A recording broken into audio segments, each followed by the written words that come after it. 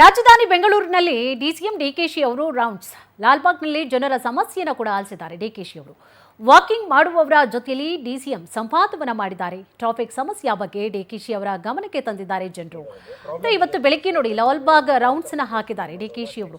ಜೊತೆಗೆ ಜನರ ಜೊತೆ ಮಾತನಾಡಿದ್ದಾರೆ. ಏನೆಲ್ಲ ಸಮಸ್ಯೆಗಳಾಗ್ತಾ ಇದೆ ಅನ್ನುವಂತಹ ವಿಚಾರ ಸಂಬಂಧವಾಗಿ ಇನ್ನು ಟ್ರಾಫಿಕ್ ಸಮಸ್ಯೆಯ ಬಗ್ಗೆ ಡಿಕೆಶಿ ಅವರ ಗಮನಕ್ಕೆ ಜನರು ತಂದಿದ್ದಾರೆ. ಸರ್, ಮೊದಲು ಇದನ್ನೆಲ್ಲವನ್ನು ಕೂಡ ಸರಿಪಡಿಸಿ ಸರ್.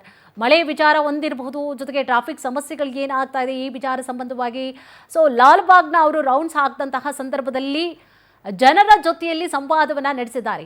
ಸಂವಾದದ ಸಂದರ್ಭದಲ್ಲಿ ಬೆಂಗಳೂರಿನಲ್ಲಿ ಏನೆಲ್ಲ ಅವಾಂತರಗಳು ಆಗ್ತಾ ಇದೆ ಅನ್ನುವಂತಹ ವಿಚಾರ ಸಂಬಂಧವಾಗಿ ಮಾಹಿತಿಗಳನ್ನು ಕೂಡ ಪಡೆದುಕೊಂಡ್ರು. ಅದರ ಜೊತೆಗೆ ಸಮಸ್ಯೆಗಳನ್ನು ಬೇಗ ಬಗೆಹರಿಸ್ತೀವಿ ಅನ್ನುವಂತಹ ಭರವಸೆಯನ್ನು ಕೂಡ ಕೊಟ್ಟಿದ್ದಾರೆ. ಏನಾದರೂ ಹೊರಗಡೆ ಹೋಗ್ತಾರೆ, ಇವತ್ತು ನಾನು ವಿಸಿಟ್ ಮಾಡ್ತೀನಿ. ಆ ಪ್ಲಾನ್ ನೋಡಿದ್ವಿ. Will not spoil the nature.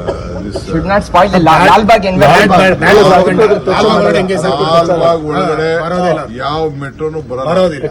ಒಂದು ಮೂಲೆಯಲ್ಲಿ ಎಕ್ಸಿಟ್ ಕೊಡ್ತಾ ಇದೀವಿ. ಒಂದು ಮೂಲೆಯಲ್ಲಿ ಎಕ್ಸಿಟ್ ಕೊಡ್ತಾ ಇದೀವಿ ಅಷ್ಟೇ.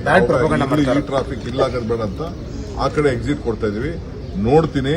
Still, I will discuss with you. That is why after all this meeting, our site na visit ಮಾಡ್ತೀನಿ. Because there are two lungs of Bangalore, Kaban Park and map ತಗೊಂಡು ಬಂದಿದ್ದಾರೆ.